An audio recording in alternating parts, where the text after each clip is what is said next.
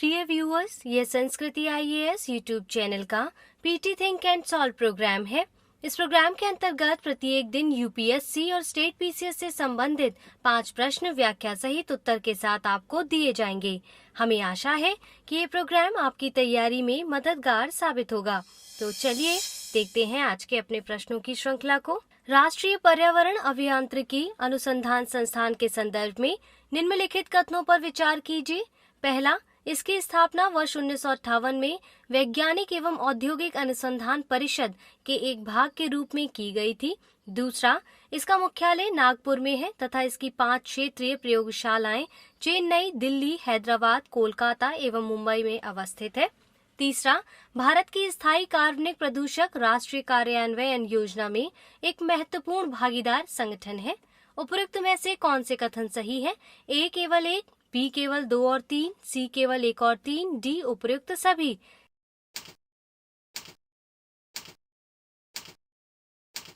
सही उत्तर है option D. राष्ट्रीय पर्यावरण अभियांत्रिकी अनुसंधान संस्थान की स्थापना वर्ष 1958 में केंद्रीय विज्ञान एवं प्रौद्योगिकी मंत्रालय के अंतर्गत वैज्ञानिक एवं औद्योगिक अनुसंधान परिषद के एक भाग के रूप में की गई थी। इसका मुख्यालय नागपुर में अवस्थित है तथा इसकी चेन्नई, दिल्ली, हैदराबाद, कोलकाता एवं मुंबई में 5 क्षेत्रीय प्रयोगशालाएं हैं। यह पर्यावरण विज्ञान एवं अभियांत्रिकी क्षेत्र में कार्यरत एक अग्रणी प्रयोगशाला है, जिसमें जल आपूर्ति, अवशिष्ट निपटान, संचारी रोगों तथा औद्योगिक प्रदूषण पर विशेष ध्यान दिया जाता है। यह भारत की स्थायी कार्बनिक प्रदूषक राष्ट्रीय कार्यान्वयन योजना में एक महत्वपूर्ण भागीदार संगठन है। यह संस्थान वर्ष 1978 से केंद्रीय प्रदूषण नियंत्रण बोर्ड द्वारा प्रायोजित देशव्यापी वायु गुणवत्ता निगरानी नेटवर्क का संचालन कर रहा है। इस प्रकार उपरोक्त सभी कथन सही है। सही उत्तर है ऑप्शन डी। देखते हैं आज के अपने दूसरे प्रश्न को। उन्नत पुरातन प्रबंधन प्रणाली के संदर्भ में निम्नलिखित कथनों पर विचार कीजिए। पहला, यह एक सॉफ्टवेयर आधारित स्वचालित भंडारण प्रणाली है जिसका उपयोग विभिन्न वस्तुओं के भंडारण के लिए किया जाता है। दूसरा, अभी तक इसका उपयोग औद्योगिक उपकरणों के भंडारण के लिए किया जाता था। उपरोक्त में से कौन से कथन सही है? ए केवल 1, बी केवल 2, सी 1 और 2 दोनों, डी उपरोक्त में से कोई नहीं।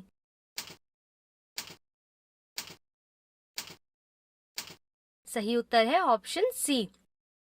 गोवा की अभिलेखागार एवं पुरातत्व निदेशालय ने उन्नत पुरातन प्रबंधन प्रणाली का शुभारंभ किया है। यह प्राचीन वस्तुओं के भंडारण के लिए देश की पहली ऐसी प्रणाली है। यह एक सॉफ्टवेयर आधारित स्वचालित भंडारण प्रणाली है जिसका उपयोग विभिन्न वस्तुओं के भंडारण के लिए किया जाता है। वर्तमान में इस प्रणाली के तहत 83 पुराविशेषों को सूचीबद्ध किया जा चुका है। इसका उद्देश्य भंडारण स्थान की बचत, ऐतिहासिक महत्व की वस्तुओं के बेहतर संरक्षण के लिए सॉफ्टवेयर पर संबद्ध पुरातात्विक वस्तुओं के संबंध में त्वरित जानकारी प्रदान करना है। अभी तक इसका उपयोग औद्योगिक उपकरणों के भंडारण के लिए किया जाता था। मूल्यवान पुरावशेषों के भंडारण के लिए इसका उपयोग करने का निर्णय पहली बार लिया गया है। इस प्रकार कथन 1 और 2 दोनों सही है, इसलिए इसका सही उत्तर है ऑप्शन सी। देखते हैं आज के अपने तीसरे प्रश्न को। निम्नलिखित कथनों पर विचार कीजिए। पहला, होम्योपैथी दिवस का आयोजन प्रत्येक वर्ष 10 अप्रैल को होम्योपैथी के संस्थापक doctor Christian Friedrich Samuel Hahnemann की जयंती के अवसर पर किया जाता है।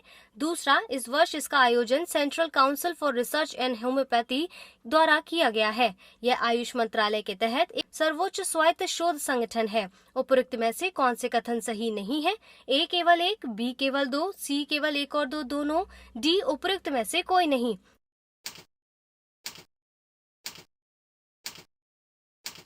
सही उत्तर है ऑप्शन डी। नई दिल्ली में होम्योपैथी दिवस के अवसर पर होम्योपैथी एकीकृत चिकित्सा के लिए रोड मैप पर 2 दिवसीय सम्मेलन का आयोजन किया गया है। इस सम्मेलन का आयोजन आयुष मंत्रालय के तहत एक सर्वोच्च स्वायत्त शोध संगठन central council for research in homeopathy द्वारा किया गया था। होम्योपैथी दिवस का आयोजन प्रत्येक वर्ष 10 अप्रैल को होम्योपैथी के संस्थापक doctor Christian Friedrich Samuel Hahnemann की जयंती के अवसर पर किया जाता है। इस अवसर पर सीसीआरएच की अनूठी डिजिटल पहल homeopathic clinic case repository portal का उद्घाटन किया गया है। इसका उद्देश्य होम्योपैथिक चिकित्सकों, शोधकर्ताओं, चिकित्सा छात्रों आदि को पूर्व परिभाषित मानकीकृत टेम्पलेट के माध्यम से होम्योपैथिक क्लिनिक मामलों तक पहुंच के लिए एक प्लेटफॉर्म प्रदान करना है। इस सम्मेलन का उद्देश्य नीति निर्माताओं तथा विशेषज्ञों द्वारा एकीकृत चिकित्सा में होम्योपैथी के कुशल व प्रभावी समावेशन के लिए अनुभव का आदान प्रदान करना है। एक database homeopathy clinic case depository या ई लाइब्रेरी का भी शुभारंभ किया है। इस प्रकार कथन 1 और 2 दोनों सही है। सही उत्तर है ऑप्शन डी। देखते हैं आज के अपने चौथे प्रश्न को। भारतीय खाद्य निगम के उद्देश्यों में शामिल है। पहला, किसानों के हितों की रक्षा के लिए प्रभावी मूल्य समर्थन। दूसरा, सार्वजनिक वितरण प्रणाली के तहत खाद्यान्न का वितरण।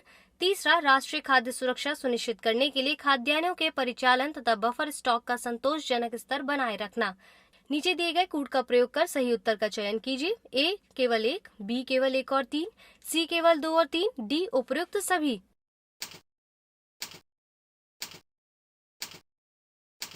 सही उत्तर है ऑप्शन डी। भारतीय खाद्य निगम यानी एफसीआई उपभोक्ता मामलों, खाद्य एवं सार्वजनिक वितरण मंत्रालय के अंतर्गत एक सार्वजनिक क्षेत्र का उपक्रम है। भारतीय खाद्य निगम अधिनियम 1964 के तहत गठित भारतीय खाद्य निगम एक संवैधानिक निकाय है।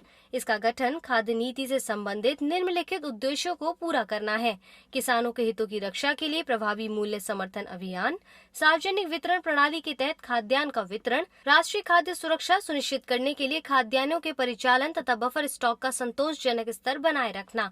वर्ष 1965 में इसके गठन के समय इसका मुख्यालय चेन्नई में स्थापित किया गया था, जिसके बाद में नई दिल्ली स्थानांतरित कर दिया गया है। इस प्रकार कथन 1, 2 और 3 सही है, इसलिए इसका सही उत्तर है ऑप्शन डी।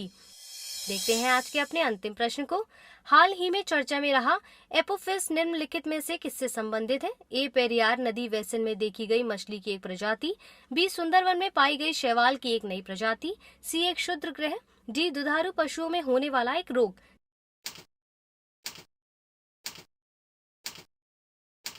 सही उत्तर है ऑप्शन सी। यह एक क्षुद्रग्रह है जिसकी खोज वर्ष 2004 में की गई थी। उस समय यूएसए की अंतरिक्ष एजेंसी नासा ने इसे पृथ्वी के लिए सबसे बड़ा खतरा बताया था। हाल ही में नासा ने खतरनाक क्षुद्रग्रह एपोफिस के पृथ्वी से टकराने की संभावना को खारिज कर दिया है। इसके अनुसार पृथ्वी को अगले 100 वर्षों तक इससे किसी प्रकार का नुकसान नहीं होगा। इसका नाम मिस्र के प्राचीन देवता के नाम पर रखा गया था, जिन्हें अंधेरे व अराजकता के देवता के रूप में जाना जाता था। इसलिए इसका सही उत्तर है ऑप्शन सी।